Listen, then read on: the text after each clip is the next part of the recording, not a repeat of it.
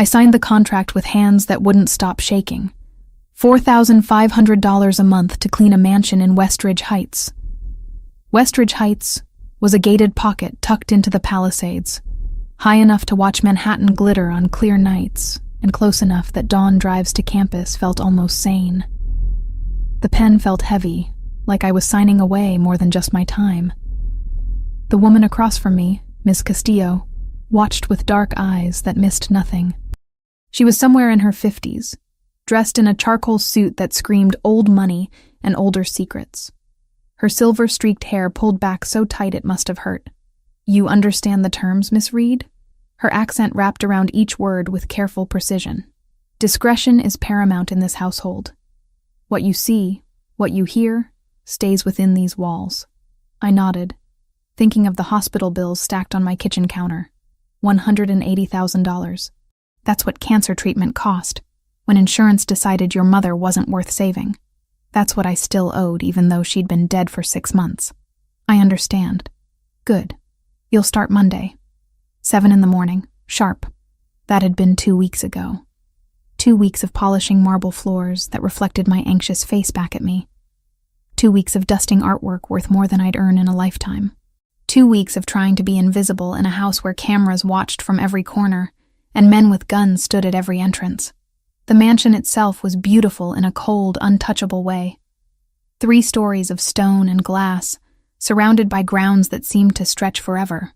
Inside, everything gleamed. Dark wood furniture, leather sofas that probably cost as much as a car, floor-to-ceiling windows that looked out over manicured gardens, and, beyond them, the city spread out like a carpet of lights. I'd met the owner exactly twice. Matteo Ricchetti, 34 years old, which Ms. Castillo had mentioned when showing me around, like his age mattered for my job. He was the kind of handsome that made you nervous rather than comfortable. Tall, broad-shouldered, with black hair and eyes so dark they looked black too. A thin scar traced along his jaw on the right side, the kind of mark that came from a blade, not an accident. The first time we'd met, he'd looked at me for exactly 3 seconds. That was all. 3 seconds where those eyes assessed me like I was a chess piece he was deciding whether to keep or discard. Then he'd nodded once and left the room. The second time, I'd been cleaning his study. He'd walked in while I was dusting the bookshelves, startling me so badly I'd nearly dropped the leather-bound volume in my hands. It was in a language I didn't recognize. Everything about him was quiet, controlled. He moved like water, silent and inevitable. "Miss Reed." His voice was lower than I expected, with an accent that softened some words and sharpened others. "Mr. Ricchetti, I'm sorry. I didn't realize you needed the study. I can come back later. Finish your work." He'd sat at his desk, opened his laptop, and proceeded to ignore my existence so completely I wondered if I'd become invisible. I'd finished dusting in record time, my shoulders tight with tension, hyper-aware of every movement I made. The whole time, he never looked up. Not once. That should have been my first real warning. A man who could make you disappear just by willing it. I lived with my sister Sophia in a 2-bedroom apartment across town. She was 16, all sharp edges and sharper tongue, trying to be tough in a world that kept kicking us down. School, homework, normal teenage things. That's what I wanted for her. What I needed to provide. Every morning I left before she woke up, catching 2 buses to reach Westridge Heights. Every evening I returned after dark, exhausted and aching, to help her with algebra and pretend I wasn't drowning. "How's the fancy job?" she'd asked last week, sprawled on our thrift store couch with her physics textbook. "It's fine. Good pay, quiet work." She'd given me that look teenagers perfected, the one that said they knew you were lying but were too tired to call you on it. "You look scared all the time now." "I'm not scared, just busy." That had been a lie too. I was terrified of losing this job, of the bills piling up, of failing the one person I had left. Sophia deserved better than this, better than me struggling to keep us afloat. But the truth was worse than general fear. The truth was that I'd started noticing things at the Ricchetti mansion, things that made my skin crawl and my instincts scream to run. The men who visited weren't businessmen, not in any legitimate sense. They arrived in expensive cars with tinted windows, wearing suits that looked normal until you noticed the bulges under their jackets. They spoke in low voices, conversations cutting off the moment I entered a room. Sometimes they spoke in languages I didn't understand, Italian or Russian or something else entirely. Lucas was one of them, 40 years old, built like he'd spent his life in fights, with a scar that ran from his ear down his neck. He was Mateo's right hand, always there, always watching. He'd been polite to me exactly once when Miss Castillo had introduced us. "Welcome to the household, Miss Reed.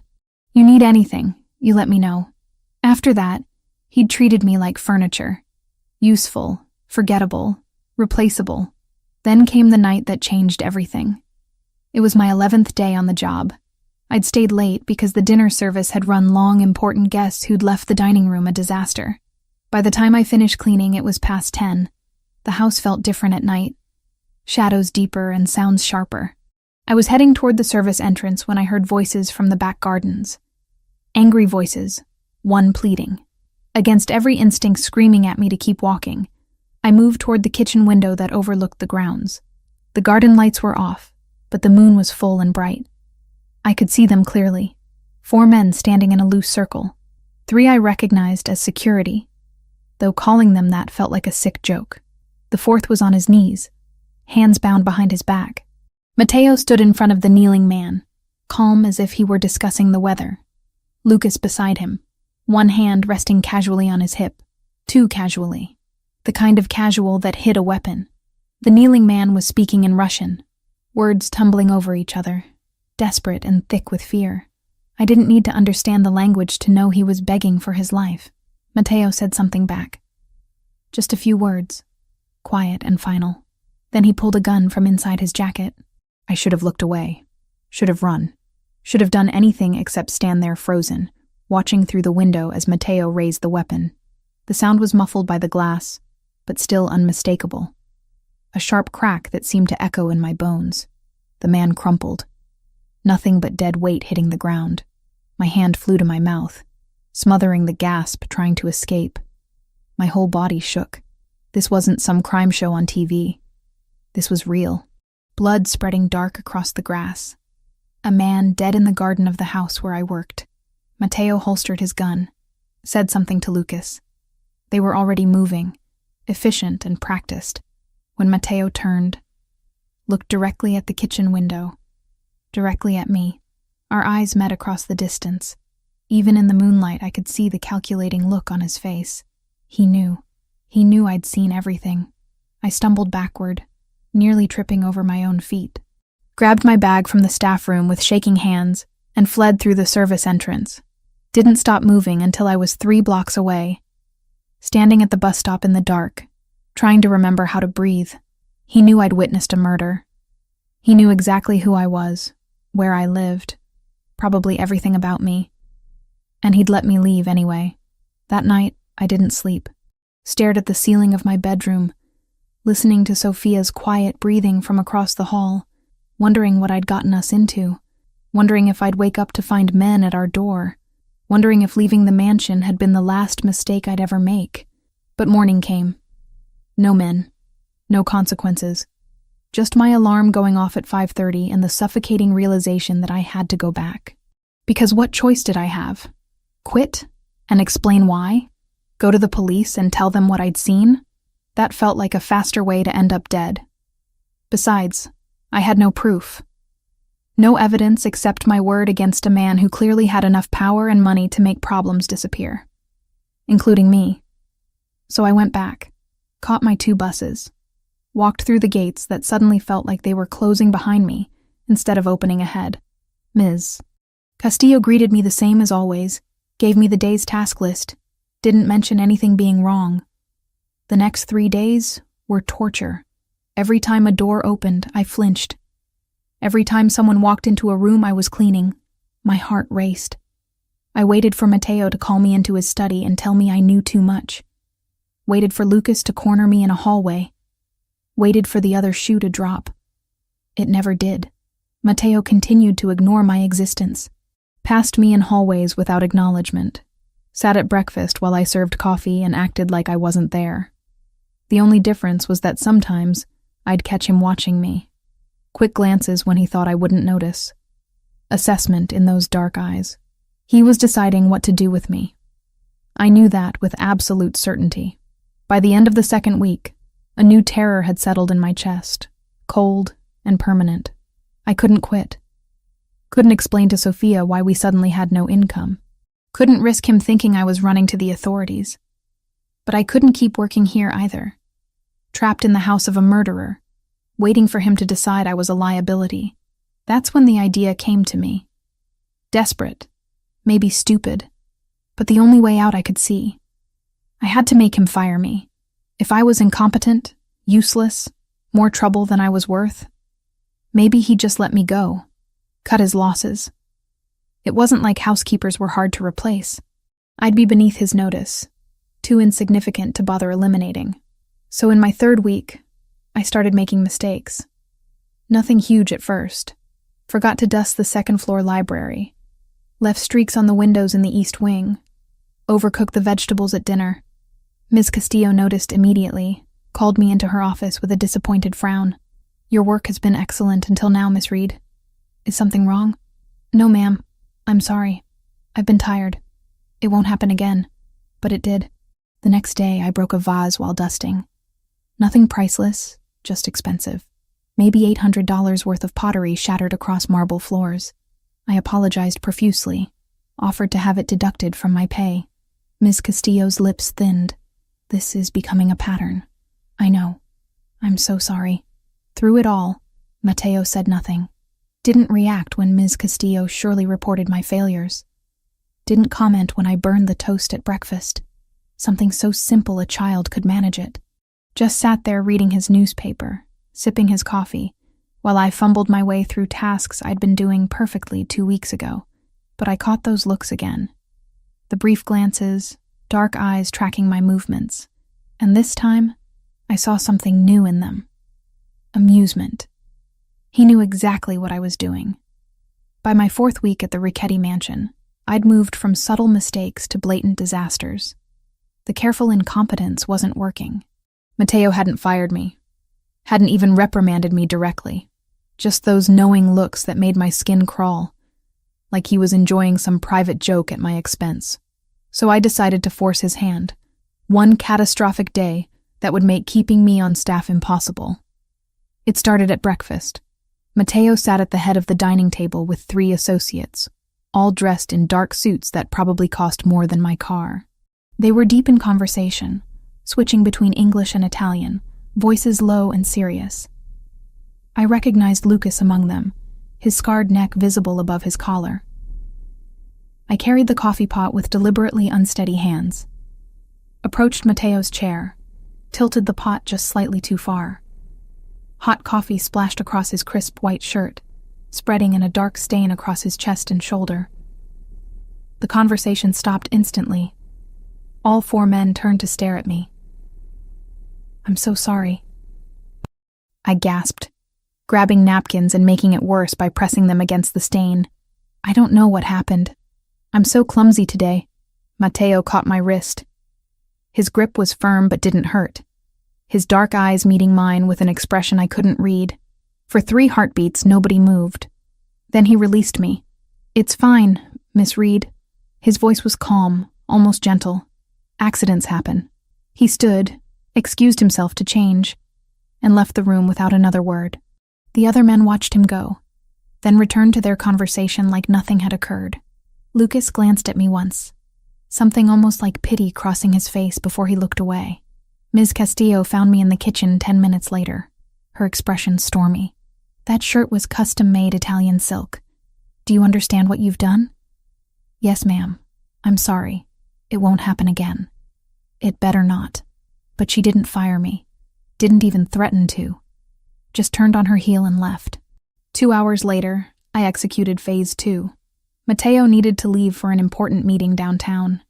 I'd overheard him telling Lucas it couldn't be delayed. The black SUV sat in the circular driveway, engine running, driver waiting. I'd been tasked with retrieving Mateo's briefcase from his study. Instead, I palmed the spare keys from the kitchen key rack. Walked to the SUV while the driver was distracted talking to security. Reached through the open window, pressed the lock button, and let the keys fall to the floor inside. The click of the locks engaging was the sweetest sound I'd ever heard. Matteo appeared 5 minutes later, briefcase in hand, ready to leave. The driver tried the door. Locked. Tried the other doors. All locked.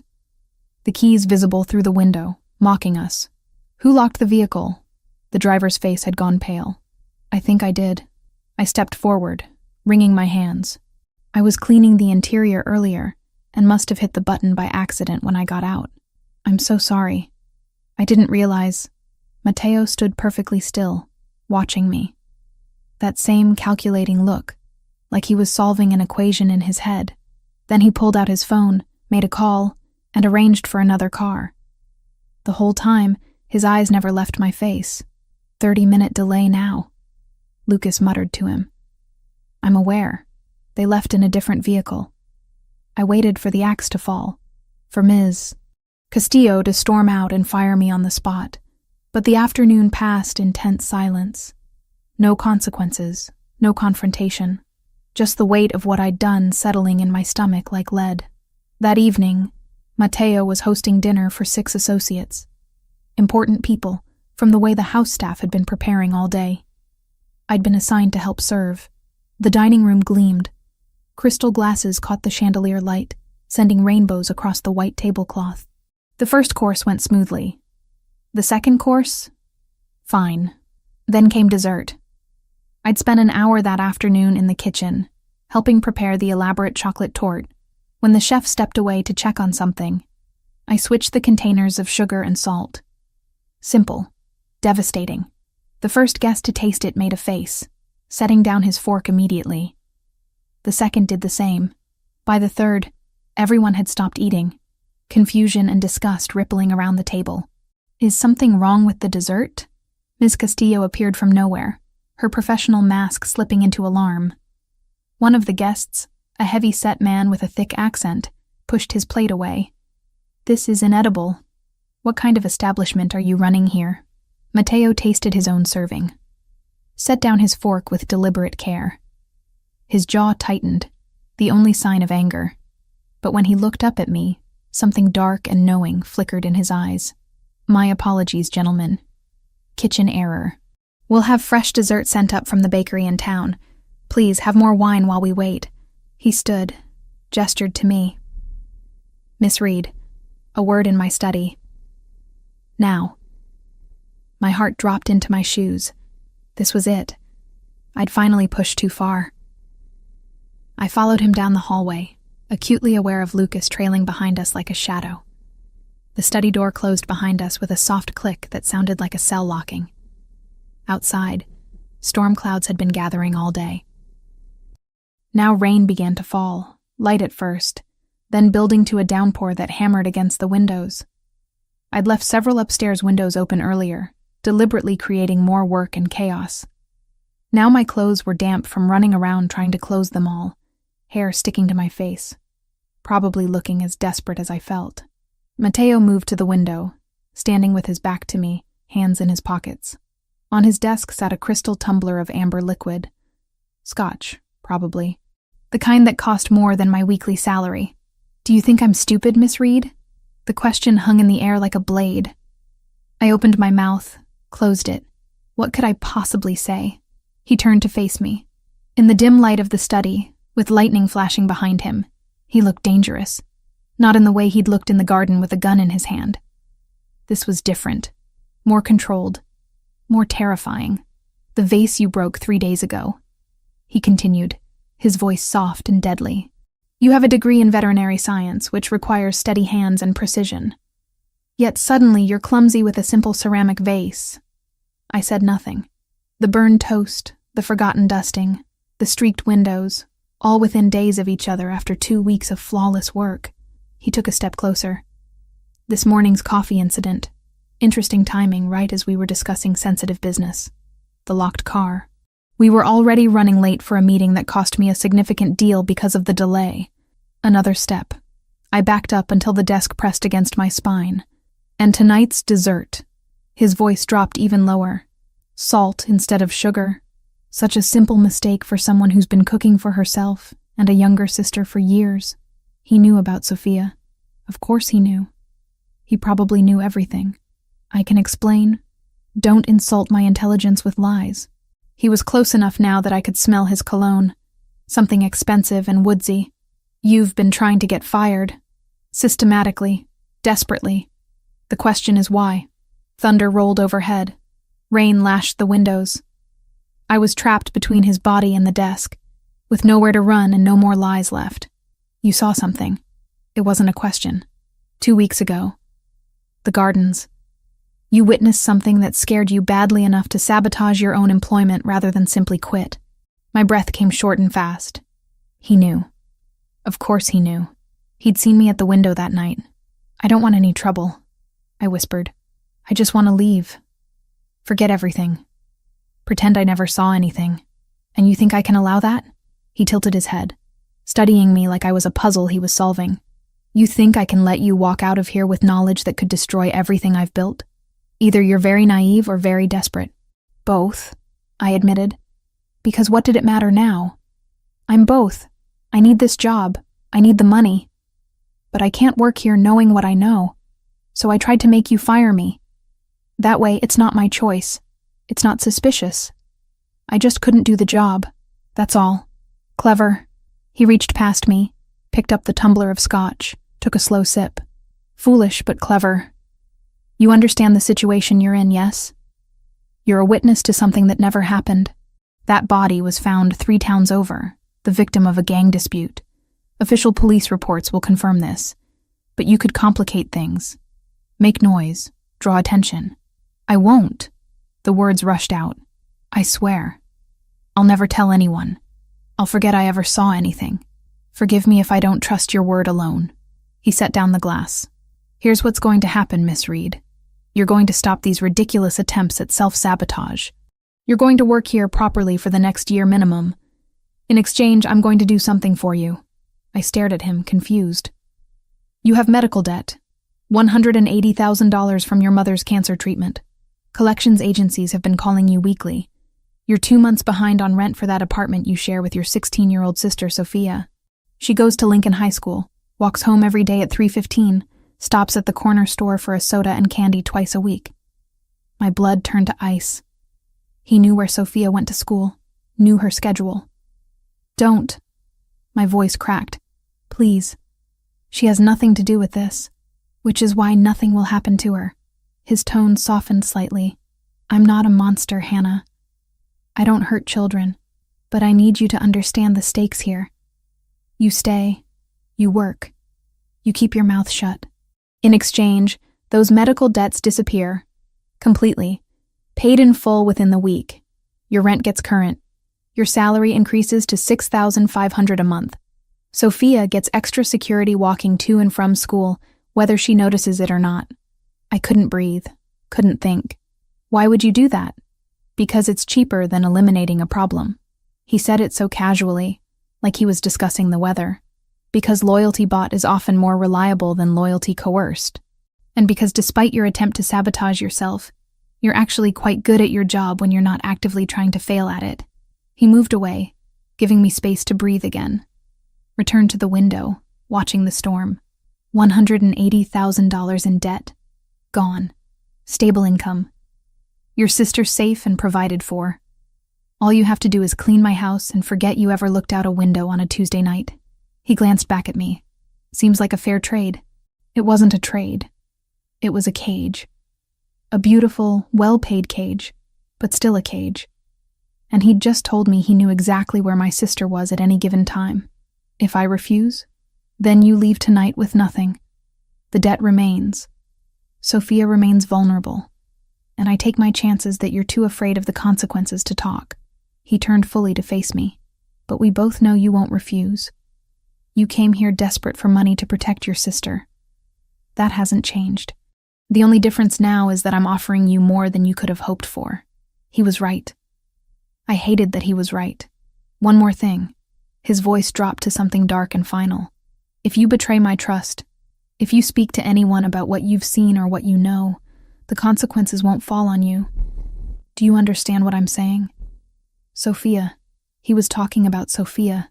Tears burned behind my eyes, but I refused to let them fall. I understand. Good. Then we have an agreement. He picked up a folder from his desk, handed it to me. Inside were documents, bank transfers, everything he'd promised. Your debts will be cleared by Friday. The salary increase starts Monday. Welcome to the family, Hannah Reed. The way he said it made family sound like a life sentence. I took the folder with shaking hands, nodded, and fled the study. Ran through the rain to the service entrance, got to my car, and sat there in the dark with the folder on my lap. I'd tried to escape. Instead, I'd bound myself tighter than before. The arrangement changed everything, and nothing at all. My debts vanished within 3 days, exactly as Matteo promised. $180,000, gone like they'd never existed. My bank account showed the increased salary. Sophia's school added extra security without her knowledge. A black sedan that followed her route home from a distance. I kept my end of the bargain, worked efficiently, kept my mouth shut, pretended the night in the garden had never happened. But working efficiently meant being present, visible, and Matteo noticed. Week 5 started with him intercepting me in the hallway outside his study. I'd been carrying fresh linens to the guest suites, my arms full of Egyptian cotton that probably cost more per sheet than my old monthly rent. Miss Reed. A moment. I stopped, turned, waited. He stood in the doorway of his study, sleeves rolled to his elbows, tie loosened. It was late afternoon, golden light slanting through the windows behind him. How is your sister adjusting to the new school year? The question caught me off guard. She's fine. Thank you for asking. 16 is a difficult age, especially without parents. Something in his tone made me look at him more carefully. Not pity exactly. Understanding, maybe. We manage. I'm sure you do. He paused, like he was deciding whether to say more. If she needs anything. Tutoring, supplies, college planning, let me know. That's not necessary. Consider it an investment in employee retention. But the way he said it, almost gentle, didn't match the cold business logic of the words. I nodded, unsure how to respond, and continued down the hallway. Behind me, I heard his study door close with a soft click. That became the pattern. Small conversations, never longer than a few minutes. Always when no one else was around. He'd ask about Sophia's classes, about my veterinary studies that I'd abandoned, about books I'd read, never about the night in the garden, never about the arrangement between us. I answered briefly, politely, keeping walls firmly in place, but I started noticing things. The way he treated the household staff with respect, never raising his voice or making demands. How he paid everyone above market rate, provided health insurance, gave Christmas bonuses that were actually substantial. Ms. Castillo ran the house, but it was Matteo who'd established the culture of dignity for the people who worked for him. I found receipts in his study once while cleaning. Donations to 3 different orphanages across the city. Monthly contributions that added up to more than I'd made in a year at my old job. When I asked Ms. Castillo about it later, trying to sound casual, she'd given me a long look. Mr. Ricchetti grew up in the system. He doesn't forget where he came from. The library in the East Wing held hundreds of books. And they weren't just for show. I'd seen him reading there late at night when I worked evening shifts. Genuine worn paperbacks mixed with leather-bound classics. Philosophy, history, Italian literature in the original language. He had a mind that craved knowledge, not just power. It confused me. Made the monster from the garden harder to reconcile with the man who asked about my sister's algebra homework. Then came the 6th week, and everything shifted again. I was leaving through the service entrance, later than usual after helping prepare for a small dinner party. The sun had already set, security lights casting harsh shadows across the driveway. That's when I heard it, whimpering, weak and pained, coming from near the front gates. I should have kept walking. Should have told security. Should have done anything except investigate alone in the dark. Instead, I followed the sound. The dog was small, maybe a terrier mix, huddled against the stone wall near the gate's electronic panel. Blood matted its fur on one side, a gash across its ribs that looked deep. Its brown eyes watched me approach. Too hurt to run, too scared to trust. "Hey, sweetheart." I kept my voice low, soothing. Crouched slowly, letting it smell my hand. It's okay. I'm not going to hurt you. Years of veterinary training kicked in automatically. I assessed the wound, deep but not fatal if treated soon. Checked for broken bones, found none. The dog was malnourished, probably a stray, but young, maybe 2 years old. I didn't think. Just scooped the dog carefully into my arms, mindful of its injuries, and carried it toward the house. It whimpered but didn't struggle, like it knew I was trying to help. Security tried to stop me at the door. "Miss Reed, you can't bring that inside. It's injured. It needs help." I pushed past them, heading for the kitchen where I knew there was a first aid kit. My shirt was already soaked with blood, the dog trembling against my chest. I was halfway through cleaning the wound when Matteo appeared in the kitchen doorway. He didn't say anything, just watched as I worked, my hands steady despite my racing heart, talking to the dog in a low voice while I disinfected the gash and applied butterfly bandages to close it. Not perfect, but it would hold until I could get the animal to a real vet. "You're good at that." His voice made me jump. I'd almost forgotten he was there. I was studying to be a veterinarian. Before my mother got sick, before the bills, before everything fell apart. I remember. Of course he did. He knew everything about me. The dog had calmed under my hands, the worst of the crisis past.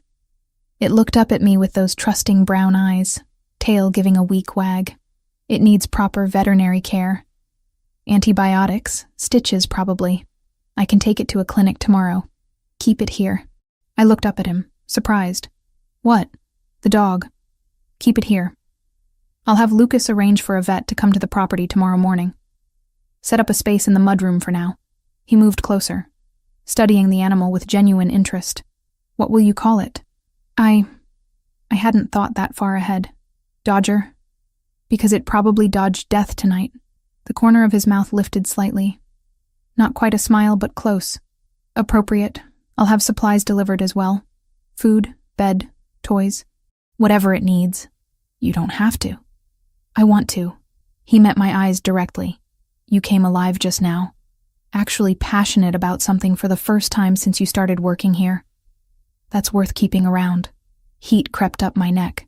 I looked back at the dog to avoid his gaze. Thank you, Miss Reed, for reminding me that not everything has to be about business." He left before I could respond, already pulling out his phone to make arrangements. I sat there on the kitchen floor with a dog in my lap, blood on my shirt, completely bewildered by Matteo Ricchetti. Over the next week, Dodger became part of the household. The vet pronounced him in good health after treatment. He followed me everywhere during my shifts, settling in whatever room I was cleaning, thumping his tail whenever I looked his way. The other staff fell in love with him immediately, even Ms. Castillo, who I'd assumed hated animals, snuck him treats when she thought no one was watching, and Matteo, surprisingly, seemed to enjoy having the dog around. I'd catch him scratching Dodger's ears while reading in the library, or letting the animal curl up under his desk during meetings. "He's good for the household," he told me one morning. "Softens the edges." I started calling Sophia every Sunday evening from the mansion's landline, a habit Matteo had suggested when I mentioned my cell phone bill was getting expensive from the long calls. He'd waved away my protests about using his phone. "Family is important, Miss Reed. Call whenever you need to." Sophia always asked the same question. "Are you happy there?" "Yes." I'd lie, because what else could I say? That I was trapped? That I knew too much? That the man who paid my salary had threatened her to ensure my silence? But the lie started feeling less like a lie as weeks passed. Because despite everything, despite the arrangement and the fear and the knowledge of what Matteo was capable of, I was finding moments of something close to contentment. Working with my hands, caring for Dodger, seeing Sophia safe and thriving with the financial pressure lifted. Then week 7 brought new complications. I was serving afternoon tea in Matteo's study when they arrived. 3 men in dark suits, but not the usual Italian associates. These men had different energy, cold and predatory in a way that made my skin crawl.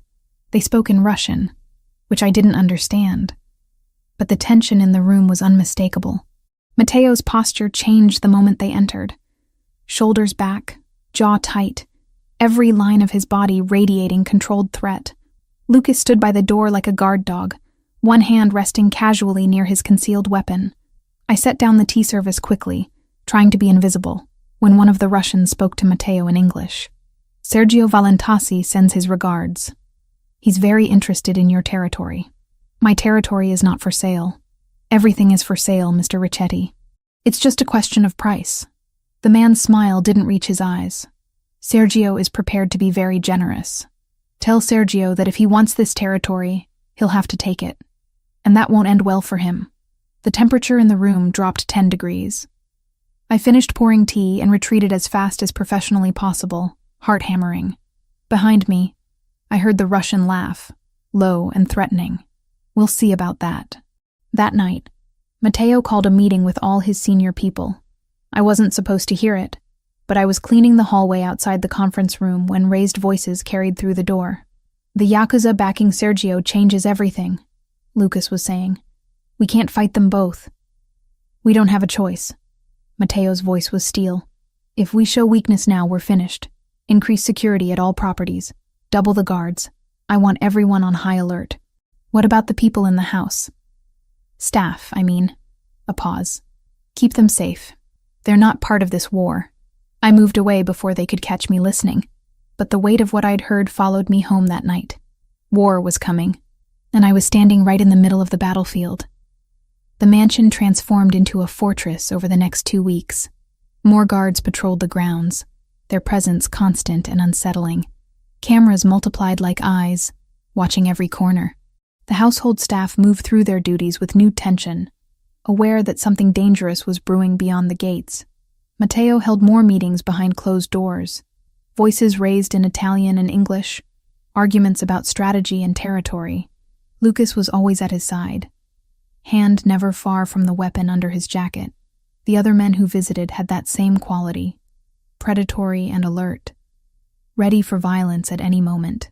I tried to stay invisible, focus on my work, pretend the escalating danger didn't exist. But it was impossible to ignore. The air itself felt charged, like the moments before lightning strikes.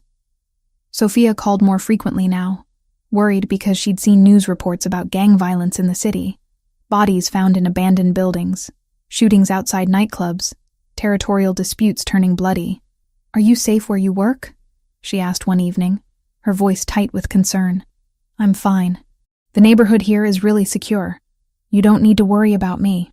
You'd tell me if something was wrong, right?" The lie stuck in my throat. Of course I would, but I wouldn't. Couldn't. Because telling Sophia the truth meant admitting I worked for a man who operated outside the law, who had enemies willing to kill, who'd threatened her to ensure my silence. Better she thought I was cleaning some rich businessman's mansion in a safe part of town. Week 9 arrived with unseasonable heat, the kind that made the air shimmer and tempers run short. I was in the kitchen preparing afternoon tea when the alarm system blared through the house. 3 sharp tones, then Lucas's voice over the intercom. "Lock down. All non-essential personnel to safe rooms. Now." My hands froze on the teapot. Ms. Castillo burst into the kitchen, her professional calm finally cracking. "Come with me quickly." She grabbed my arm, pulling me toward the pantry. Behind a false wall was a reinforced room, stocked with supplies and communications equipment. 2 other staff members were already inside, faces pale with fear. "Stay here. Don't come out until someone gives the all clear." She left before I could ask what was happening. The heavy door closed with a thud that made my ears pop. We waited in tense silence. Minutes crawled past. I could hear sounds through the walls, muffled but distinct. Shouting, breaking glass, then gunshots, sharp cracks that made us all flinch. One of the staff members, a young man named David who worked as a groundskeeper, started pacing. "They're inside. They got inside the house. Security will handle it," the cook, Mrs. Park, said. But her hands shook as she clutched her rosary. More gunshots. Closer now. Someone screamed, the sound cutting off abruptly. I thought about Dodger. Where was he? Was he safe? The dog usually followed me everywhere, but I'd left him in the mudroom when the alarm went off. Time stopped having meaning. Could have been 10 minutes or an hour before the sounds finally stopped. Heavy silence settled, somehow worse than the noise. Then footsteps outside the safe room. I held my breath. Clear. Everyone out. It's over. Lucas's voice. We emerged cautiously into a kitchen that looked like a war zone. Chairs overturned, broken dishes scattered across the floor, bullet holes in the far wall. Lucas stood in the doorway, blood on his shirt but apparently uninjured. His eyes were hard, scanning each of us quickly. Anyone hurt? We shook our heads. Good. Stay in the East Wing until we've cleaned up. Don't go near the entrance or the gardens. What happened? I asked, my voice barely above a whisper. Sergio Valentasi's people. They breached security during shift change. Won't happen again. He turned to leave, and I saw bodies being dragged past the kitchen door. 3 men in dark clothing, clearly dead. My stomach turned. Where's Mr. Ricchetti? Mrs. Park asked. Out. He'll be back soon. Until then, follow my instructions. We did as told, gathering in one of the guest suites in the East Wing. Nobody spoke. We just sat there, processing what had just happened. An actual assault on the house. People dead in the hallways we walked through every day. Dodger found me an hour later, whimpering and pressing against my legs. I gathered him into my arms, feeling his heart race against my chest. At least he was safe. Matteo returned as the sun was setting. I heard his voice in the hallway, sharp and controlled but edged with fury. He was speaking to Lucas, words too low for me to catch clearly. Then footsteps, moving through the house, checking each room. He appeared in the doorway of the guest suite. His eyes swept over us, counting, assessing for injuries. You're all unharmed? Nods all around. His gaze landed on me last and lingered. Something passed across his face, too quick to identify. Relief, maybe. Or anger that I'd been put in danger. Miss Reed, a word. I followed him into the hallway, Dodger trailing behind. We walked in silence to his study. That familiar space that had become the site of so many turning points in my time here. He poured himself a drink, downed it in one swallow, poured another. His hand shook slightly, the only sign of how close things had been. They came for me, he said finally. Planned the attack during shift change because they'd been watching the security patterns. 3 men made it inside before we could stop them. Lucas said it was Sergio's people. Yes, a message. Show weakness, invite more attacks, show strength.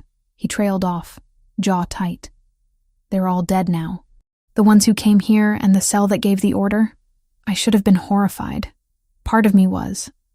But another part, the part that had been living in this world for 9 weeks now, just felt relief that it was over.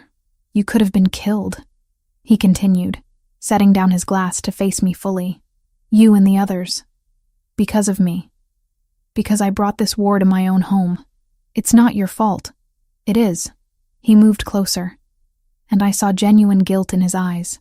You work here because I forced you to, because I gave you no choice. And today you almost died for it. But I didn't. I'm fine. You're trembling. I looked down at my hands. He was right. I'd been holding it together, but now that the adrenaline was fading, my body was catching up to what had happened. Come here. He guided me to the leather chair, made me sit, poured a small amount of whiskey into a clean glass and pressed it into my hands. Drink. It'll help with the shock. I took a sip, coughed as it burned down my throat. He crouched in front of me, hands resting on the chair arms, boxing me in but not threatening. Protective. I'm moving you to the suite next to mine. 2nd floor, East Wing. Higher security, reinforced doors, panic button directly linked to my phone. That's not necessary. It is. I won't risk this again. His voice dropped lower. I can't. The way he said it made my breath catch. This wasn't about strategy or protecting an asset. This was personal. Hannah. He rarely used my first name. It always made me pay attention. Look at me. I met his eyes. Dark and intense, searching my face for something. If anything had happened to you today. He stopped, jaw working. You matter. Not because you're useful or because you know things. You matter. The vulnerability in those words hit harder than any threat he'd ever made. Matteo Ricchetti, who killed without hesitation, who commanded an empire built on violence, was telling me I mattered to him. I don't understand, I whispered. Neither do I. A ghost of a smile touched his lips. But it doesn't change the truth. You'll move tonight. Non-negotiable. He stood, offering me his hand. I took it, letting him pull me to my feet. His fingers lingered on mine, warm and solid. Get some rest. Lucas will bring your things to the new suite. I'll have dinner sent up. You don't need to work for the rest of today. Thank you. He walked me to the door, and Dodger immediately pressed against my leg. Mateo reached down to scratch the dog's ears, a rare moment of softness. Take care of her, Dodger. That's your job now. The new suite was beautiful. Larger than any space I'd ever lived in, with windows overlooking the gardens and a bathroom that felt like a spa. My belongings looked lost in the massive walk-in closet. But what struck me most was the door on the far wall. Locked. But I knew where it led. To Mateo's private rooms. We'd be separated by a single door. Close enough to hear if something went wrong. Close enough for other things too. Whispered a traitorous part of my brain. I pushed that thought away. This was about safety. Protection. Nothing more. That night, I lay in the enormous bed, staring at the ceiling, unable to sleep. Every sound made me jump. Every shadow looked like an intruder. Dodger slept at the foot of the bed, his presence comforting, but not enough to quiet my racing thoughts. Sophia had called earlier, voice tight with worry after seeing news about a shootout at an undisclosed location. I'd assured her I was nowhere near any trouble, that everything was fine. Another lie to add to the pile. Around midnight, I heard movement from Mateo's room. Footsteps, water running. The sound of someone who also couldn't sleep. I wondered if he was thinking about the attack, about the bodies in his house, about how close his people had come to being killed, about me. My phone buzzed with a text. Unknown number, but I knew who it was. If you need anything, I'm here. Just knock. I stared at the message for a long time. Simple words that felt like so much more. An offer, an admission, a door opening between us, invisible but real. I typed back. Thank you. Good night. 3 dots appeared immediately. Good night, Hannah. You're safe here, I promise. And despite everything, despite the danger and the violence and the impossible situation I'd found myself in, I believed him. I was safe. Not because of the guards or the security system or the reinforced walls, because Matteo Ricchetti had decided I mattered, and nothing would be allowed to hurt what he'd claimed as his to protect. Living next door to Matteo changed everything in ways I hadn't anticipated. The proximity felt intimate even through walls and locked doors. I could hear him moving through his rooms late at night when neither of us could sleep, heard water running when he showered, heard the faint murmur of his voice during phone calls that stretched past midnight. He became less of an enigma and more of a person, a man with routines and habits, who paced when thinking, who listened to jazz at low volume while working, who sometimes stood at his window for long stretches staring out at the grounds like he carried the weight of the world on his shoulders. Because he did.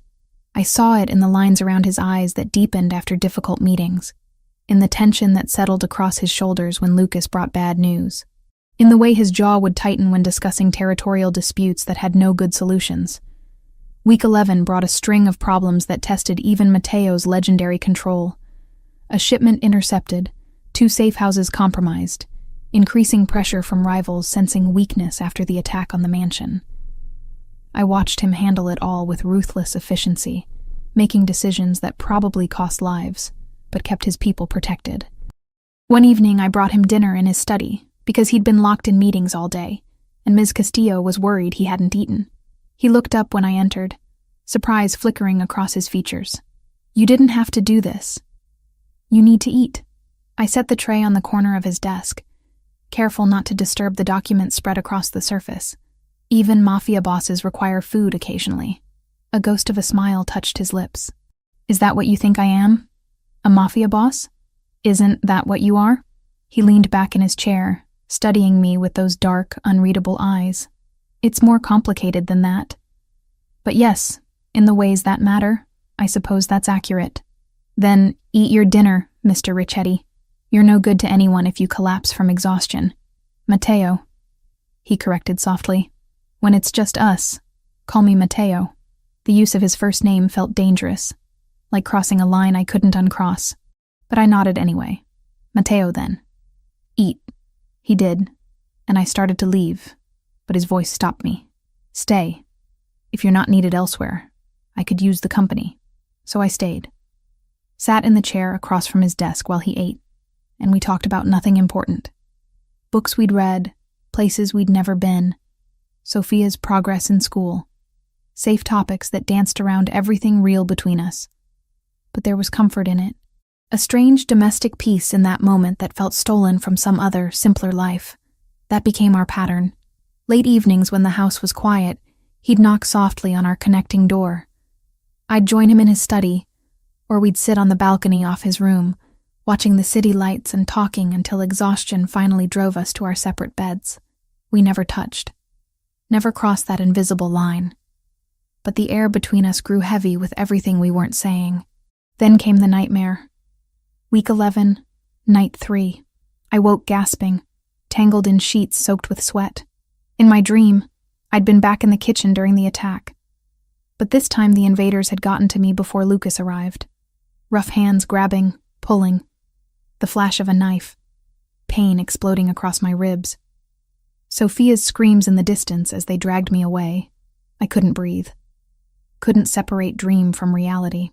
My hands frantically checked my body for wounds that didn't exist, but the phantom pain felt real. Too real. The connecting door burst open.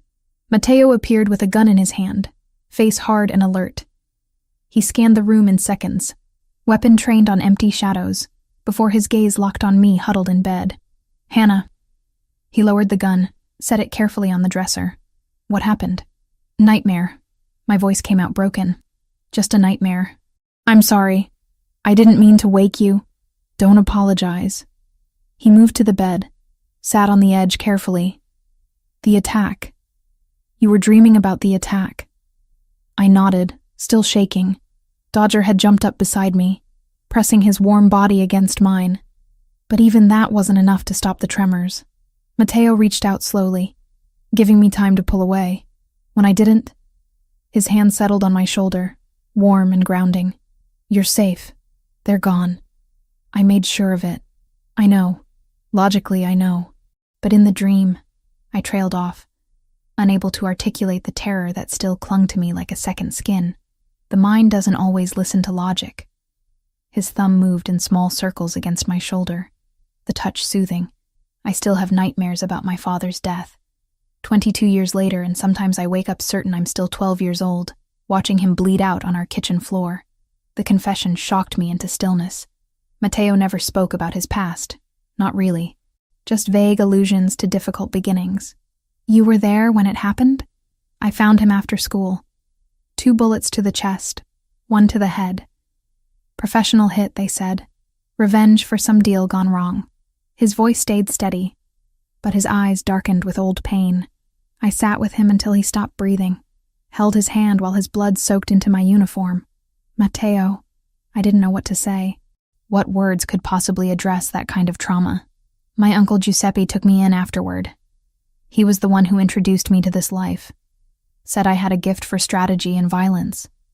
By 16, I was running collections. By 20, I'd earned my first kill. He looked at me directly. That's who I am, Hannah. That's the path I walked to get here. Built on loss and blood and choices I can't undo. Why are you telling me this? Because I want you to know. To understand that I'm not just the man who threatened you, or the one who pays your salary.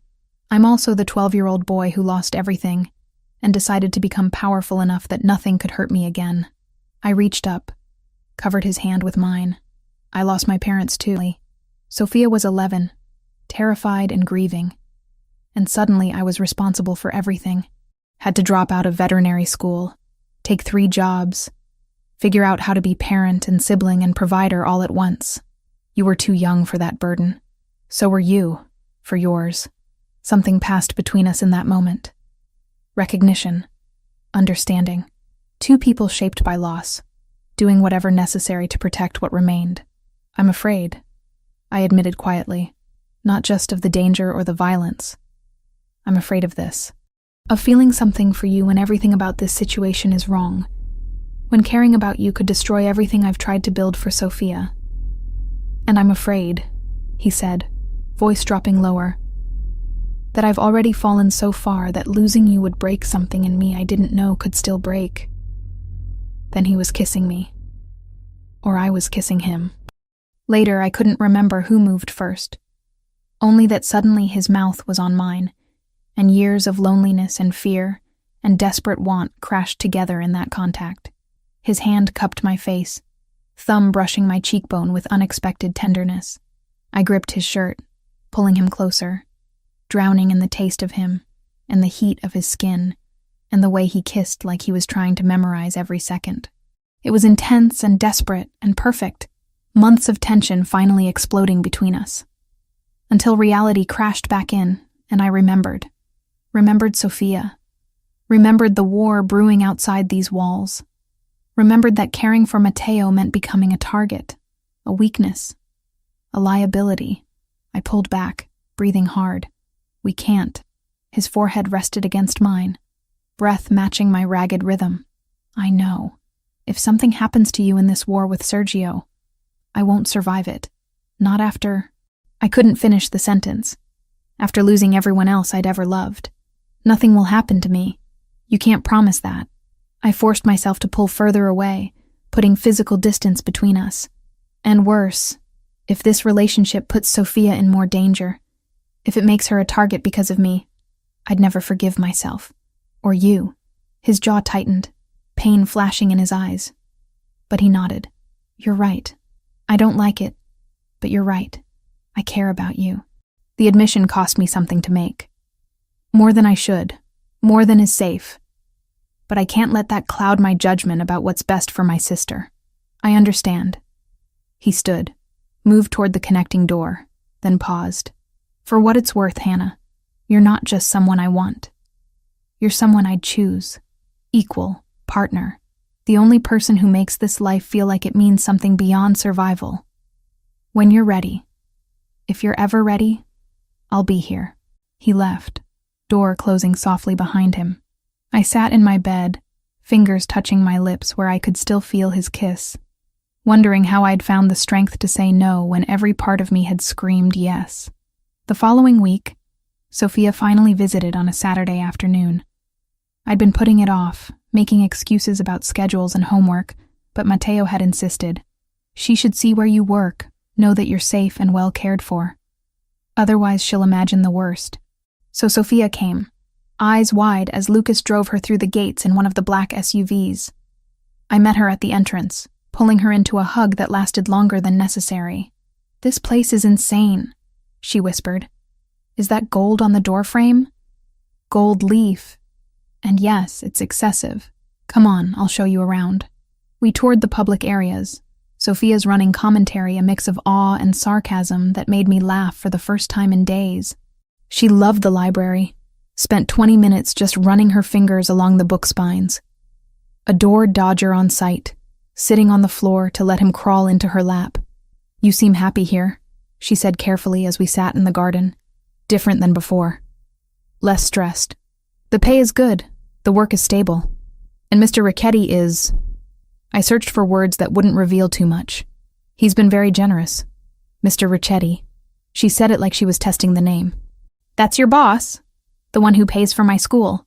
I'd told her the scholarship came from a benefactor through my work. Not technically a lie. One of the people I work for, yes. Can I meet him? Before I could answer, Matteo appeared from the house. He must have been watching, waiting for the right moment. Dressed casually in jeans and a button-down with sleeves rolled up, he looked almost normal, almost safe. You must be Sophia. He approached with a warm expression, extending his hand.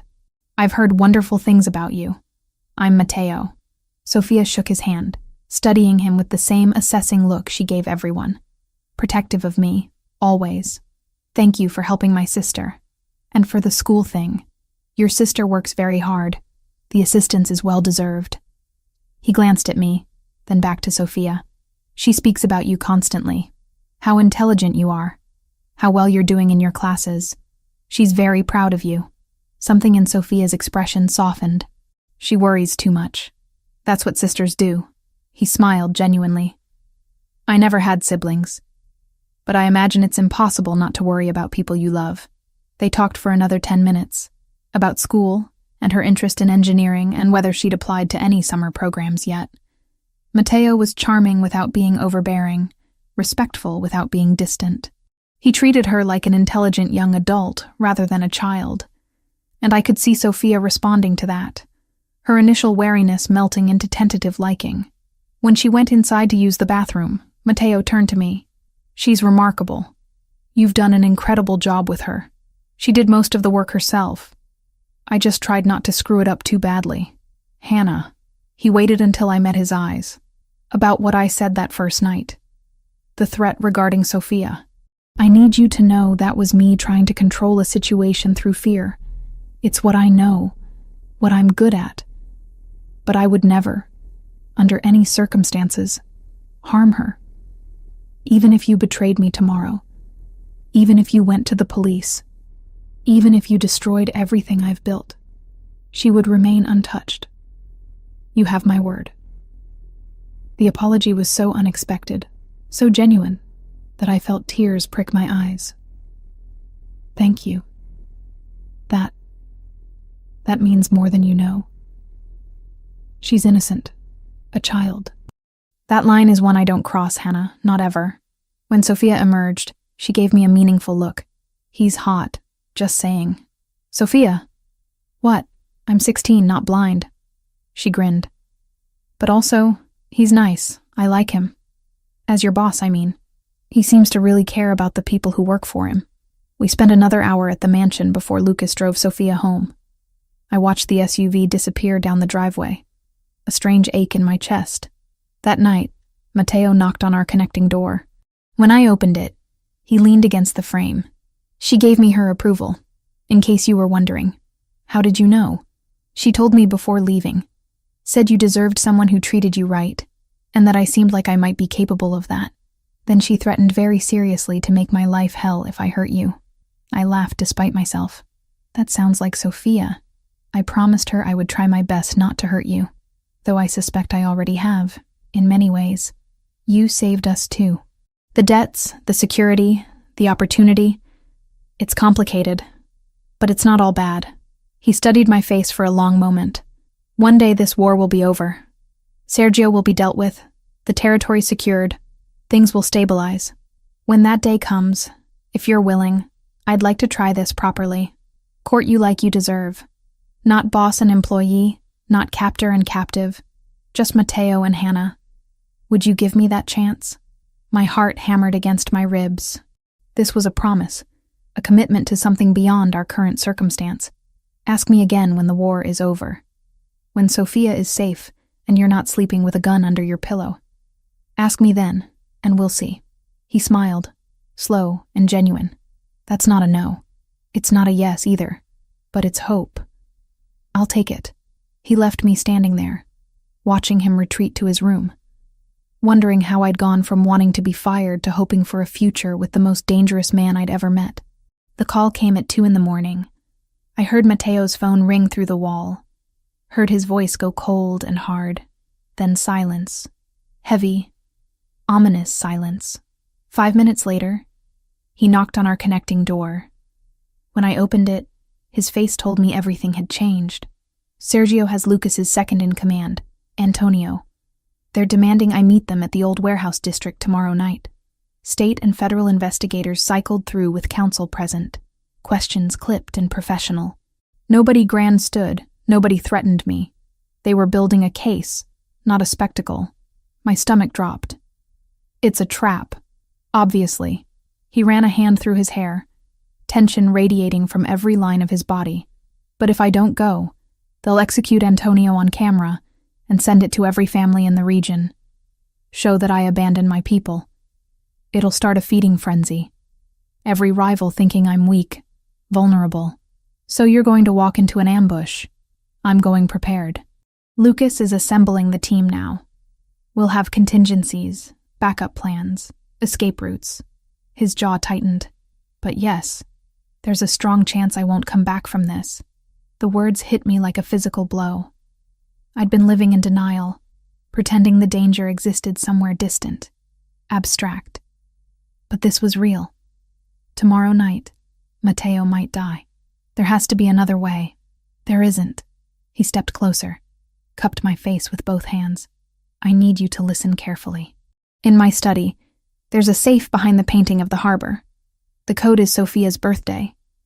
Inside are documents, bank accounts, everything you and your sister would need if something happens to me.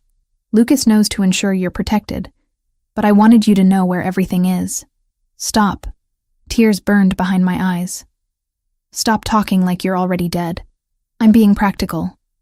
You deserve to know you'll be taken care of, both of you, no matter what happens tomorrow. I don't want your money or your protection if you're not here. The admission tore out of me. I want you alive, Matteo. I want the future you promised. The one where we try this properly when the war is over. His thumb brushed away a tear that had escaped. Then I'll do everything in my power to come back to you. He kissed me then, and I kissed him back with everything I had, all the fear and want and desperate hope pouring between us. When we finally broke apart, both breathing hard, something had shifted, a decision made without words. Stay with me tonight, he said quietly. Not forever. Not making promises we might not be able to keep. Just tonight. Let me hold you while I can. I should have said no. Should have maintained the boundaries we'd agreed on. But the thought of him facing death alone, of spending what might be our last night separated by a wall, was unbearable. Yes. His room was larger than mine, darker, dominated by a massive bed and windows overlooking the grounds.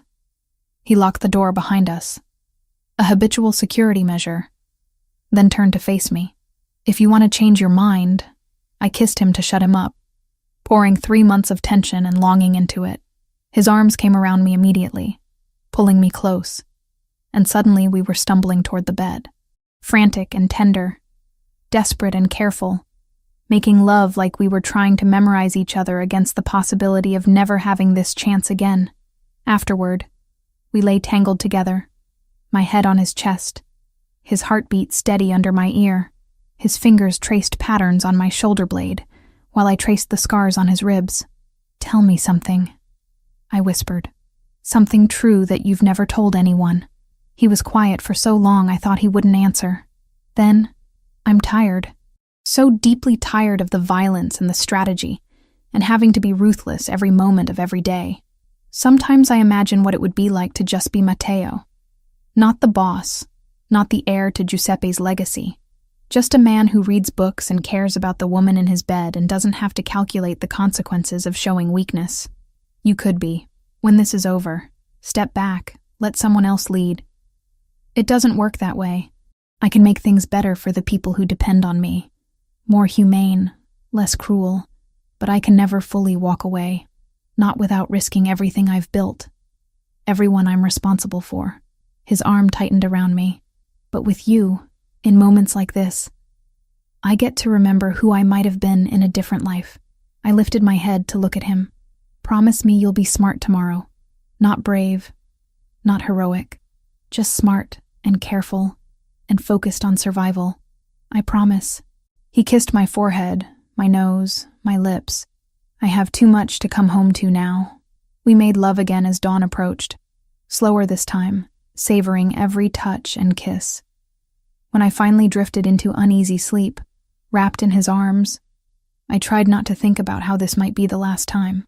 Morning came too fast. Matteo left the bed quietly, dressed in the dark, tried not to wake me. But I was already awake, had been for the past hour, listening to his breathing and praying to a God I wasn't sure I believed in. Be safe, I whispered. Always. A lie, but a beautiful one. The day dragged like torture. I went through the motions of work, cleaning rooms that didn't need cleaning, reorganizing supplies that were already organized. Anything to keep my hands busy and my mind from spiraling into worst-case scenarios. Sophia called at noon. I almost didn't answer, afraid my voice would give everything away. Just checking in, she said cheerfully. You sound weird. Everything okay? Fine, just tired. Long week. You work too hard. Mr. Ricchetti should give you a break. If only she knew. I'll mention it to him. How's school? We talked for 20 minutes about her chemistry project, and the boy she maybe liked but wasn't sure about yet. Normal teenage concerns from a world that felt impossibly distant from mine. When we hung up, I sat on my bed holding the phone, wondering if I should have said more. Told her I loved her more explicitly, just in case. 8 o'clock came. Matteo and 6 of his men, including Lucas, left in 3 vehicles. I watched from my window as the convoy disappeared down the driveway, red taillights vanishing into darkness. Then there was nothing to do but wait. Ms. Castillo served dinner. I couldn't eat. Couldn't do anything except pace my room while Dodger watched with concerned brown eyes. 9 o'clock passed. 10. By 11, I was sitting on the floor against my bed, phone clutched in my hand, willing it to ring. 11:30. Midnight. Nothing. At 12:40, my phone finally buzzed. Lucas's number. Hannah.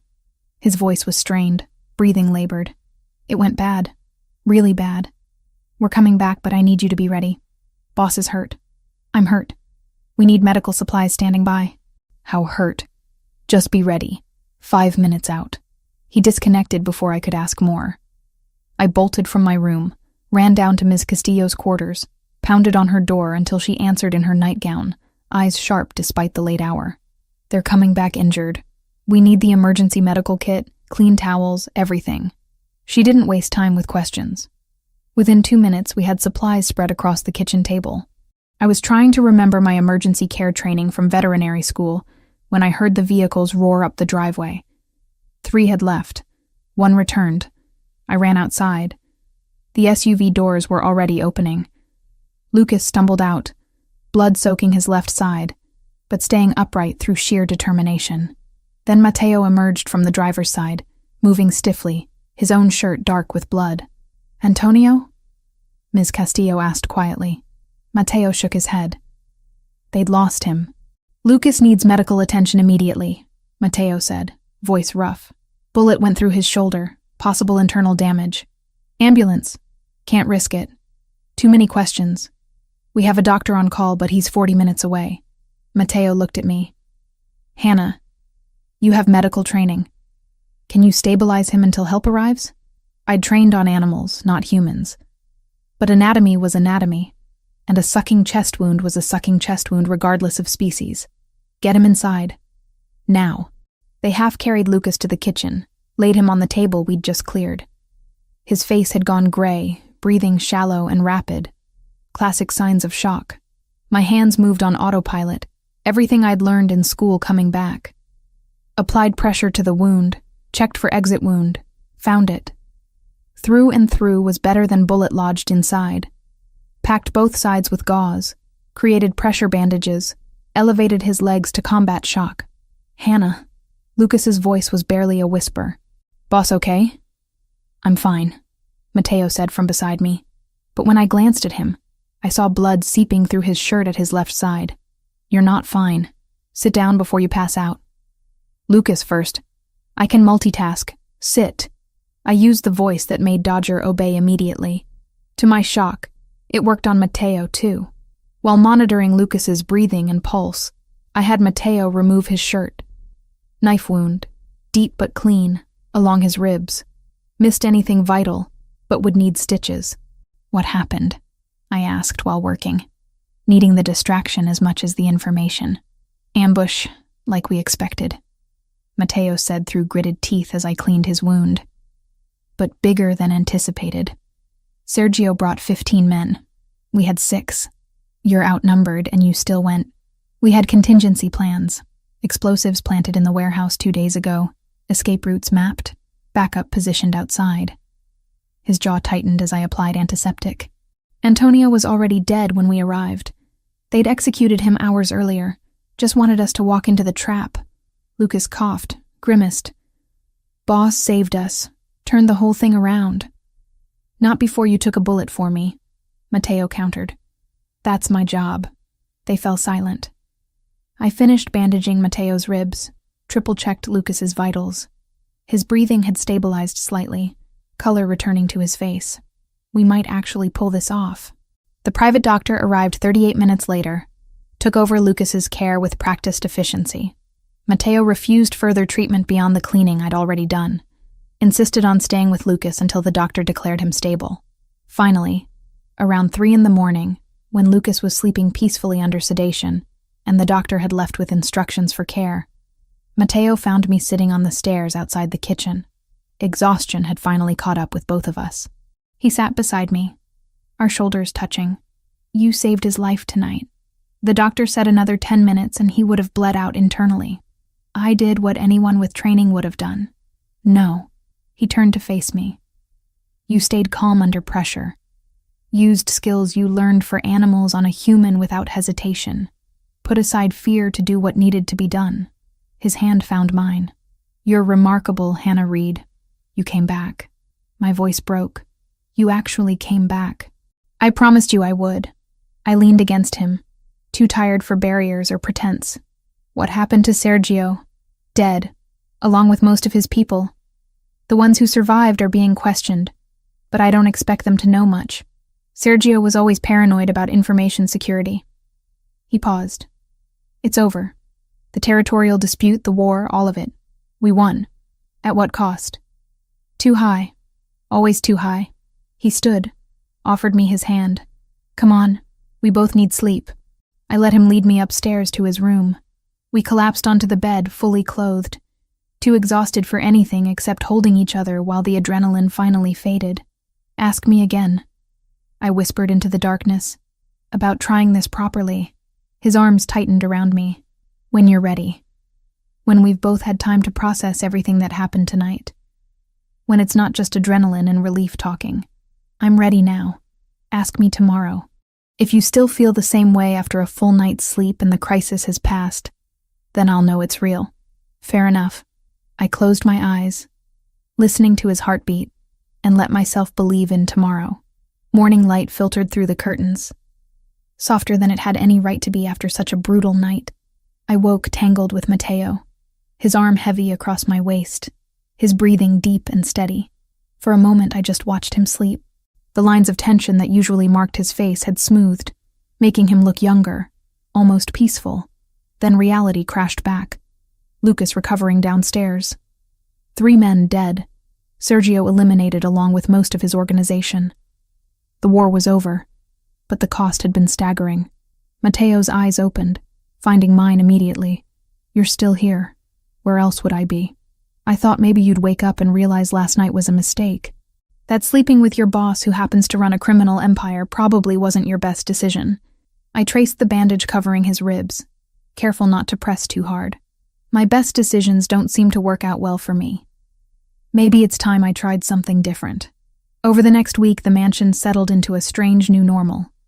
Lucas recovered steadily, grumbling about being bedridden, but following doctor's orders when I threatened to tell Matteo he was being difficult. Federal agents came and went, asking questions about the warehouse incident. Matteo handled them with practiced ease, his lawyer present for every conversation, giving nothing away. The territorial disputes evaporated overnight. Sergio's death had created a power vacuum, but Matteo moved quickly to fill it, absorbing resources and establishing clear boundaries with neighboring families. No one wanted another war. Everyone was tired of the bloodshed. 8 days after the ambush, Matteo found me in the library. I'd been cataloging his collection, a project I'd started out of boredom and continued because I actually enjoyed it. Dodger slept at my feet, content in the afternoon sunlight. "Walk with me," Matteo said. Not a command, just an invitation. We walked through the gardens, past the spot where I'd witnessed that first execution all those weeks ago. The memory still made my stomach clench, but it felt distant now, like something that had happened to a different Hannah in a different life. "I have an offer for you," he began, hands in his pockets, gaze fixed on the horizon. "Actually, more of a proposition, a way out if you want it." My heart stuttered. "What do you mean?" "A house in Montana. Small town. Quiet. Far from all of this. $500,000 in an account under whatever name you choose. New identities for you and Sophia if you want them. All your debts already cleared. You could start fresh, both of you. Go back to school, finish your degree, live normal lives without looking over your shoulders." The offer was everything I'd dreamed of 3 months ago.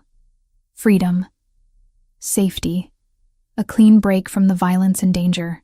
So why did it feel like he was ripping my heart out? You want me to leave? My voice came out flat. I want you to have a choice. He finally looked at me. One you didn't have before. I forced you into this arrangement. Used Sophia to ensure your compliance. That was wrong. Now I'm giving you the option I should have offered from the beginning. Stay or go. But make it because you want to, not because you're trapped. I stopped walking, turned to face him fully. And if I stay? What then? Then things change. You're not my employee anymore, not my housekeeper or my obligation. You become my partner in every sense that matters. I pay for you to finish veterinary school. We buy the property adjacent to this one, set up a proper sanctuary for rescued animals. You build your dream while I work on legitimizing more of my businesses. We try this relationship properly, openly, with Sophia's approval and blessing. You make it sound simple. It won't be. I'll still have enemies. There will always be danger in loving someone like me, but I'm working toward getting out, Hannah. Not tomorrow, not next month, but gradually. Transitioning to legal businesses, distancing myself from the worst of it. For you. For us. For any future we might build together. I wanted to say yes immediately. Wanted to throw myself into his arms and accept everything he was offering. But Sophia's face flashed in my mind. My sister who'd already lost so much. Who deserved honesty about what staying with Matteo would mean. I need to talk to Sophia first. She deserves to know the truth before I make this decision. Relief washed across his features. Of course. Whatever you need. I'll arrange dinner here. Formal, the three of us. You can tell her as much or as little as you're comfortable with. 2 days later, Sophia sat across from me at Matteo's dining table, eyes wide as she took in the formal setting. Crystal glasses, fine china, the kind of meal reserved for important occasions. Matteo sat at the head of the table, relaxed but attentive, letting me lead the conversation. So this is fancy, Sophia said, trying for humor, but I could hear the nervousness underneath. Did someone die? No. I reached across to squeeze her hand. But we need to talk about some things. Important things. I told her an edited version of the truth. That Matteo's business dealings weren't always legal. That there had been territorial disputes that turned violent. That staying with him meant accepting a level of risk we'd never faced before. I didn't mention the execution I'd witnessed, or the attack on the mansion, or how close Matteo had come to dying a week ago. Those details would only terrify her without adding useful information. Throughout my explanation, Sophia listened with her sharp, assessing gaze. When I finished, she turned to Matteo. So you're basically a crime boss. He didn't flinch. In the ways that matter, yes, though I prefer to think of it as running a family business with unconventional methods. And you want to date my sister? I love your sister. There's a significant difference. Sophia sat back, processing. I held my breath, waiting for her reaction. She could demand we leave, could refuse to accept this relationship, could make this impossible in ways that would break my heart. What are you doing to keep Hannah safe? She finally asked. Matteo leaned forward. Everything in my power. Increased security, reduced my exposure to dangerous situations, working toward legitimizing my businesses so we can have a normal life. But I won't lie to you, Sophia. There's no guarantee. My enemies might target Hannah to get to me. That risk exists, and it's something we'll have to manage carefully. And what about me? Am I a target too? You already have protection you don't see.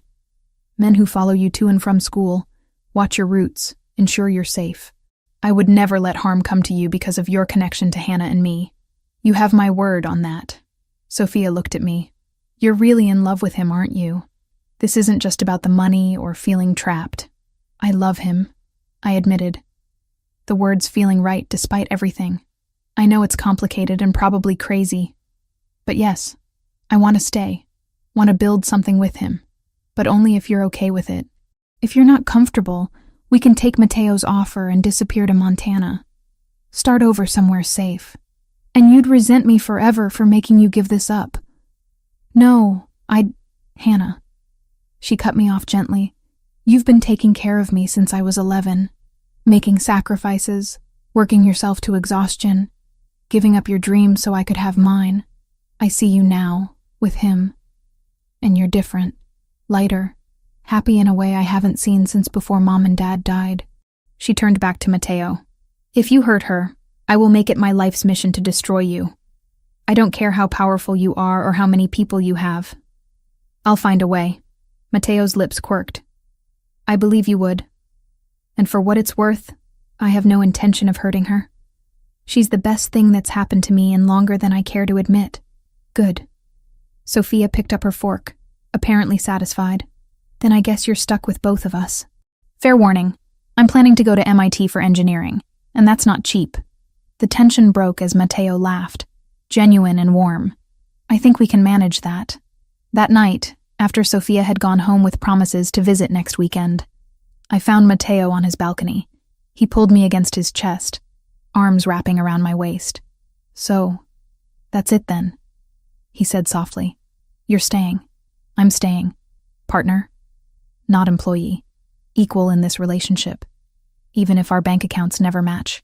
Partners, he agreed, which means you get a say in decisions, including this one. He reached into his pocket, pulled out a folder. Applications for veterinary programs. Columbia, Cornell, University of Pennsylvania. All within driving distance. All with excellent reputations. Pick whichever one you want and I'll make sure you get in. I took the folder, emotion clogging my throat. You already contacted them? Made some calls, yes. Turns out having resources and connections can be useful for things beyond criminal enterprises. His hand cupped my face. I meant what I said, Hannah. I want you to have your dream. The career you sacrificed for Sophia. The life you deserved to have before everything fell apart. Let me give that back to you. I kissed him instead of answering, pouring 3 months of fear and hope and desperate love into it. When we finally broke apart, both breathing hard, he rested his forehead against mine. One more thing, he murmured. The property adjacent to this one. I bought it yesterday. 20 acres, mostly wooded, with existing structures that can be converted. I was thinking we could start bringing in animals by spring, build something together, yours and mine. You're moving very fast. I've wasted enough time being alone. Now that I have you, I'm not interested in taking things slow. His thumb traced my cheekbone. Unless you want slow. Tell me what you need, and I'll give it to you. What I needed was this. Him. Us. The impossible future we were building together despite every logical reason to walk away. I need you to kiss me again. He did. And for the first time since I'd walked through his gates as a desperate woman trying to save her sister, I felt truly free. Free to choose, free to love, free to build something beautiful from the ashes of violence and fear. The war was over. The future was ours. 6 months changed everything. Columbia University's veterinary program accepted me for the spring semester. Matteo drove me to campus on my first day, waited in the parking lot reading while I sat through orientation, then took me to dinner to celebrate. He didn't make a big production of it, didn't treat me like I was fragile or needed protecting from the challenge ahead. Just asked questions about my professors and what I'd learned, genuinely interested in this part of my life that had nothing to do with his world. The commute became routine. 3 days a week, I'd leave the mansion at dawn, spend hours in lectures and labs, return exhausted but exhilarated. On the days I wasn't in class, I worked on the animal sanctuary taking shape on the adjacent property. We'd started with the 3 dogs beyond Dodger, then added 2 cats rescued from a hoarding situation, then a horse too old for racing that would have been put down if we hadn't intervened.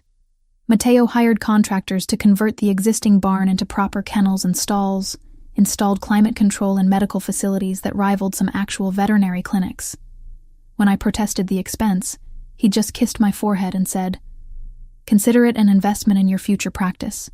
Lucas recovered fully by week 21, exactly as the doctor predicted. The bullet had done damage but nothing permanent, and he approached physical therapy with the same grim determination he applied to everything else. By the time he was cleared for duty, something had shifted in him.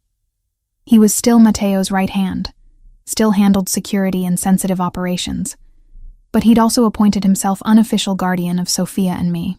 You saved my life, he told me one afternoon while helping repair a fence on the sanctuary property. That means something in my world. Means I owe you a debt I can never fully repay. But I can make sure nothing ever happens to you or your sister. You don't owe me anything. With respect, Hannah, that's not how this works. You're family now, and family takes care of family. Sophia visited every weekend, sometimes staying the entire 2 days in one of the guest suites. She and Matteo had developed an easy rapport built on mutual respect and her complete inability to be intimidated by him. I'd catch them in the library, him helping her with calculus homework, or in the kitchen where he was teaching her to make proper Italian pasta from scratch. Your boyfriend is actually kind of cool, she admitted one Saturday night, while we sat on my balcony watching the sunset. Like scary, and probably has done terrible things, but also really smart, and he clearly worships you. He doesn't worship me. Hannah, he bought you an entire animal sanctuary and is paying for veterinary school. The man built you a custom clinic on 20 acres of prime real estate. That's worship. I couldn't argue with that assessment. Matteo's business operations shifted gradually but noticeably. He divested from the more dangerous enterprises, stepped back from anything involving drugs or weapons trafficking, focused instead on the restaurants, the import business, real estate development, still skirted the edges of legality in places, still had connections to people I'd rather not think about, but he was trying, making an effort to build something we could both live with. The mansion felt different too, less like a fortress, more like a home. Staff moved with less tension. Guards remained but became less visible. Matteo laughed more, the sound becoming familiar rather than shocking. We'd have dinners together, just the two of us, where we talked about mundane things like what color to paint the sanctuary's reception area, or whether we should get chickens. Normal couple problems. Normal relationship discussions. As normal as anything could be when one half of the couple ran a criminal empire. Week 24 brought unexpected snow, rare for our region. I woke to find the grounds covered in white, pristine and beautiful. Matteo was already up, standing at the window with coffee in hand, watching the sunrise paint the snow in shades of pink and gold. Come here, he said, without turning. I wrapped myself in his robe and joined him, his arm coming around my waist automatically. We stood in comfortable silence, just breathing together, watching the world transform. I have something to show you, he said eventually. Get dressed. Warm clothes. 20 minutes later, we were walking across the snowy grounds to the sanctuary. The barn looked picturesque, covered in snow, like something from a Christmas card. But Matteo led me past it, to the smaller building we'd been renovating for the past month. The sign above the door was new, installed sometime yesterday without my knowledge. Reed Veterinary Clinic. Below it in smaller letters, Hannah Reed, DVM. I don't graduate for another 1.5 years, I protested, voice thick with emotion. I know, but the clinic will be ready when you are. He handed me a key, then pulled an envelope from his jacket. The deed. The building, the land, the equipment. All in your name. Not mine. Yours. Whatever happens between us, this is yours to keep. I opened the envelope with shaking hands. Sure enough, the property deed listed me as sole owner. No conditions, no strings attached. Just his name in the seller line, and mine as buyer. Why? Because you deserve something that's entirely yours, that you built with your own hands and your own dreams. He turned me to face him, hands gentle on my shoulders. I forced you into this life initially. Gave you no choice about staying. This is me giving you that choice now. Every single day. You have your own career, your own property, your own income once you start practicing. If you ever want to leave, you can, and you'll have everything you need to thrive without me. Tears froze on my cheeks in the cold air. You're trying to make it easier for me to walk away? I'm trying to make sure you stay because you want to, not because you need to. There's a difference, Hannah. A crucial one. I kissed him instead of answering, pouring 6 months of love and gratitude and hope into it. When we finally broke apart, both breathing hard, I rested my forehead against his. I'm not going anywhere. This is my home now. You're my home. Even knowing what I am? What I've done? Especially knowing Because I also know who you're trying to become. The man who pays for orphanages and treats his people with respect. Who helps a 16-year-old girl with homework and teaches her to make pasta. Who built an entire sanctuary because his girlfriend loves animals. I pulled back to meet his eyes. I see all of you, Matteo. The darkness and the light. And I choose all of it. His smile was genuine, reaching his eyes in a way that still felt like a gift every time. Then I have one more question to ask you. He pulled another envelope from his jacket, this one smaller. Inside was a simple card with a date and time written in his precise handwriting. 3 months from now. What's this? A reservation at the courthouse. For a wedding, if you'll have me. He cupped my face in both hands. I'm not doing grand romantic gestures or public proposals. I'm asking quietly, just you and me, if you want to build this life together officially. Partners in everything. Marry me, Hannah. I'd imagined this moment differently. Thought there would be more fear, more hesitation, more weighing of consequences. But standing in the snow outside the clinic that bore my name, looking at the man who'd started as my captor and become my partner, I felt nothing but certainty. Yes, absolutely yes. He kissed me again, and for the first time since I'd grabbed that vase and deliberately shattered it all those months ago, I felt truly free. Free to choose, free to love, free to build something beautiful from the broken pieces of where we'd started. That evening, Sophia video called from her friend's house where she was studying. Matteo and I told her together, my hand in his as we explained the proposal and the wedding plans. Finally, she said, grinning at the screen. I was wondering when you'd make it official. Can I be maid of honor? Obviously. And can we have a real party afterward? Not just courthouse signatures. Like actual celebration with cake and music and me getting to dress up. Matteo laughed. Whatever you want, Sophia. This is your family too. After we hung up, I turned to him. Our family. That's what she said.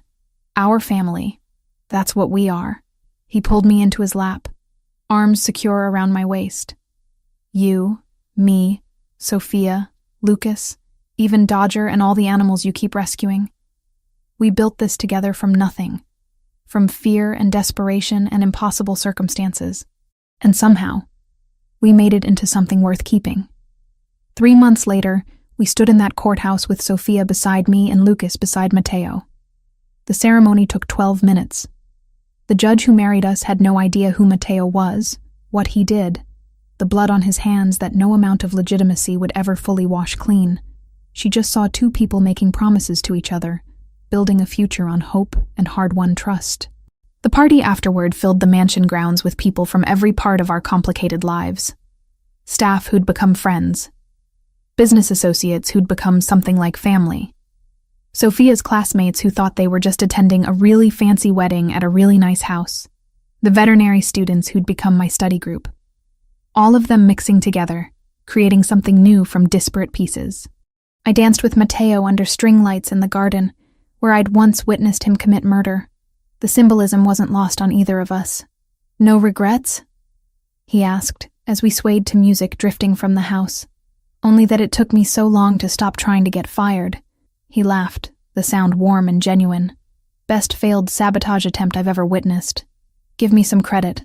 I was very thorough. You were terrible at it. I knew what you were doing from day one. Then why did you let me keep trying? His expression softened, turning serious. Because watching you fight for your freedom, even when you had none, reminded me why I fell into this life in the first place.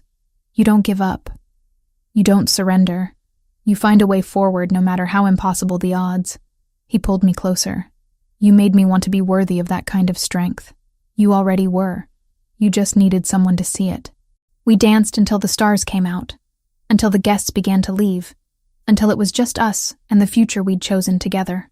Not perfect, not simple, but ours, built on honesty and sacrifice, and the kind of love that survives impossible beginnings. Later, much later, I stood on our balcony watching the last cars disappear down the driveway. Matteo joined me, wrapping a blanket around both our shoulders against the autumn chill. No more running, I said quietly.